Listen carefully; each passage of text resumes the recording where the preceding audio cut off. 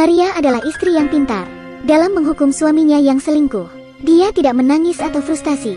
Ia menggunakan kepintarannya yang jenius dan menyiksa suaminya dengan elegan, sampai membuatnya gantung diri, dan bahkan mengendalikan kepolisian untuk menggelapkan uang 16 miliar. Dia menggunakan uang 200 juta sebagai umpan, dan membuat semua orang memihaknya untuk mendapatkan 16 miliar. Sampai akhir, polisi tidak tahu siasat liciknya. Inilah drama dengan rating tinggi 9.1, berjudul Boku no Yabai Suma. Cerita ini tentang prahara rumah tangga Kohei. Kohei memiliki istri yang kaya dan cantik. Ia juga sangat perhatian dan selalu merawat Kohei setiap hari. Bertahun-tahun lamanya, Kohei mengandalkan warisan dari ayah mertuanya, tinggal di villa besar, membuka kedai kopi. Jadi artinya dia memiliki istri yang baik dan kaya. Kohei harusnya merasa senang, namun kenyataannya tidak. Setelah beberapa tahun, Kohei makin bosan dengan istrinya Maria. Ia bahkan membencinya. Bahkan melihatnya saja bikin ia jijik. Jadi dia memilih untuk selingkuh. Mereka berencana untuk membunuh Maria. Anna, selingkuhannya, memberinya racun dan menyuruhnya mencampur dengan anggur. Polisi tidak akan bisa melacaknya. Kohei segera bertindak. Dia menuangkan racun ke dalam anggur dan membawanya pulang. Saat ia sampai, ia melihat ada darah di lantai. Maria juga menghilang. Kohei tidak bisa menemukannya. Ia lalu kembali ke ruang tamu dan menemukan surat di atas meja dengan inisial N31. Surat itu mengatakan, istrimu telah diculik. Siapkan 200 juta yen. Jika Anda berani memanggil polisi, kami akan membunuh istrimu. Tentu saja Kohei memilih memanggil polisi. Polisi lalu datang. Seperti biasa menanyakan tentang situasi. Kemudian seluruh rumah digeledah. Ketika anggur merah Kohei ditemukan, ia sedikit khawatir, lalu berpura-pura sedih dan memberitahu polisi, tadinya akan diminum bersama istrinya. Melihat dia bersedih, inspektur lalu mengembalikan anggurnya. Setelah polisi pergi, Kohei berhenti pura-pura. Warna aslinya muncul. Dia sangat gembira. Ia mengambil bir untuk merayakan kesuksesannya tanpa membuat ia terlibat. Kohei yang kegirangan tidur saat subuh. Tetangga lalu muncul dan memberinya surat. Saat dia membuka surat itu, ditemukan inisial yang sama N31 dari penculik. Surat itu mengatakan, saya tahu Anda telah menelepon polisi. Kami akan memotong istrimu. Di dalamnya ada kuku Maria. Polisi menduga bahwa Maria sudah mati. Kasus ini berubah menjadi pembunuhan. Media juga melaporkan kejadian ini. Kohei juga berpikir istrinya sudah mati. Ia sangat senang. Sungguh pria yang aneh. Istrinya telah dicabik-cabik. Dia malah kegirangan. Meskipun dia sangat senang, di depan media ia berbohong untuk menguatkan alibinya sebagai orang baik. Namun, Kohei tidak tahu sudah dicurigai. Ternyata, polisi menemukan bukti selama penyelidikan. Di samping genangan darah, ada cetakan sepatu Kohei. Kebetulan sepatu Cats itu hilang. Selanjutnya, ada darah di bagasinya.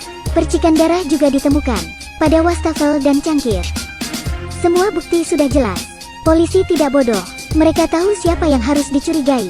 Tetapi karena darahnya sedikit, butuh waktu untuk mendeteksi DNA. Polisi belum bisa menangkap Kohei. Kohei hanya harus melapor secara rutin. Ia lalu pulang ke rumah dan melihat berita buruk lainnya. Tetangganya tiba-tiba menyampaikan berita. Dia mengatakan pernikahan mereka sudah berantakan. Kohei itu selingkuh, dan Maria sudah lama tahu. Mendengar ini, Kohei marah. Kohei lalu merasa dikejar waktu. Motif sebenarnya sudah diketahui. Ia sangat panik. Anna lalu menyuruhnya untuk membuang anggur beracun itu. Jika anggur itu ditemukan oleh polisi, ia sudah pasti dipenjara dan tidak bisa menghindar. Setelah itu, Kohei pergi ke detektif swasta. Detektif itu adalah saudara ipar Maria. Kohei memintanya menemukan istrinya. Tiba-tiba, detektif memberitahu Kohei, saat dia datang ke sini, ada seseorang yang mengikutinya. Kohei lalu melihat keluar. Ia pernah melihat orang itu.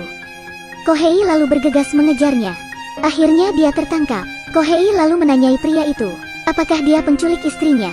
Ternyata dia adiknya Maria. Bukan saja dia tidak bersalah. Ia lalu berteriak pada Kohei, kakaknya tahu tentang perselingkuhanmu. Semua orang tahu Kohei orang jahat. Orang seperti Kohei tidak pantas memiliki Maria. Kohei mengira perselingkuhannya aman. Namun, ia tidak menyangka Maria tahu. Maria membenci dirinya sejak itu. Namun ia masih bertahan demi cintanya.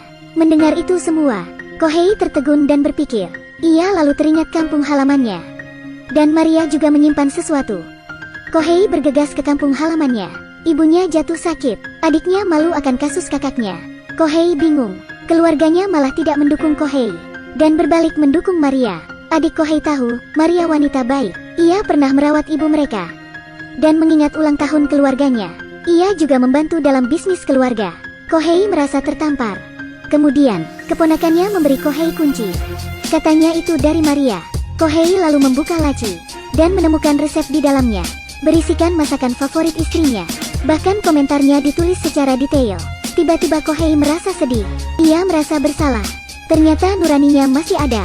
Selama ini Maria sangat baik kepadanya. Namun Kohei malah ingin membunuhnya. Ia teringat masa lalu bersama Maria. Kohei berlutut dan menangis. Namun belum sempat tangisnya selesai, polisi datang untuk menangkap Kohei. Karena hasil tes menunjukkan darah di bagasi mobilnya milik Maria. Kohei dicurigai membunuh istrinya. Namun, ia menolak dijemput polisi. Mereka sempat bertikai. Tiba-tiba surat dari penculik tiba. Ada kaset dan catatan si penculik. Tertulis di catatan untuk menyiapkan uang 200 juta yang tidak diregistrasi. Kohei akan melakukan transaksi sendirian. Melihat Maria yang ketakutan, hatinya hancur.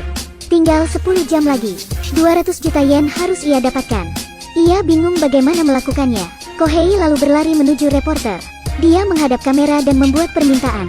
Ia butuh uang yang tidak beregistrasi, dan memohon untuk menukar uangnya. Ia serius. Lanjut. Keesokan harinya, mereka mengantri untuk menukar uangnya. Uang tebusan akhirnya terkumpul. Kohei membawa uang itu, tapi penculiknya sangat cerdas. Ia terus mengubah titik kumpul. Kohei kelelahan berkeliling membawa uang itu. Akhirnya tepat di seberang sungai, penculik menggunakan drone untuk mengambil tebusan. Polisi lalu mengikuti drone tersebut. Saat mereka menemukan titik pendaratan, dan menunggu penculiknya muncul, kakek ini mendatangi uang tersebut. Polisi segera menangkap kakek itu. Ternyata ia bukanlah pelakunya, dan uangnya tidak ada di tas, melainkan koran. Polisi telah tertipu. Mereka lalu menanyai Kohei. Ternyata si penculik memintanya mengganti tas, dan tidak memberitahu polisi. Kalau tidak, Maria akan mati. Kasus ini membuat polisi frustasi. Mereka lalu menerima kabar. Seseorang memberitahukan ada racun dalam anggurnya. Kasus ini menemui titik terang. Polisi segera memeriksa koleksi anggur Kohei, dan menemukan botol anggur berwarna merah. Polisi memberitahu Kohei, jika ditemukan racun dalam anggur tersebut, maka Kohei adalah pembunuhnya. Kohei diam saja. Ia masih menunggu Maria dibebaskan, karena uang tebusan sudah diberikan. Dia memohon kepada polisi memberinya waktu. Biarkan dia menunggu istrinya pulang. Namun, sampai jam 2 pagi, istrinya belum kembali. Kohei berpikir istrinya terbunuh. Karena frustasi, ia lalu gantung diri. Untungnya, polisi tiba tepat waktu, dan menyelamatkan Kohei. Polisi berkata bahwa Maria sudah selamat. Kohei bahagia mendengarnya. Dia awalnya ingin membunuh istrinya. Namun ia bahagia istrinya masih hidup. Tentu saja dia tidak tahu semua hal ini sebenarnya rencana istrinya. Dari sini, Anda mungkin berpikir ceritanya berakhir. Tidak, ini baru awalnya saja. Drama wanita yang menyiksa suaminya dimulai. Dalam episode berikutnya Maria menampakkan kepintarannya, menjebak Kohei dan caranya mendapat kepercayaan. Rencananya tidak mudah ditebak. Selesai sudah video kali ini. Jangan lupa like dan subscribe ya.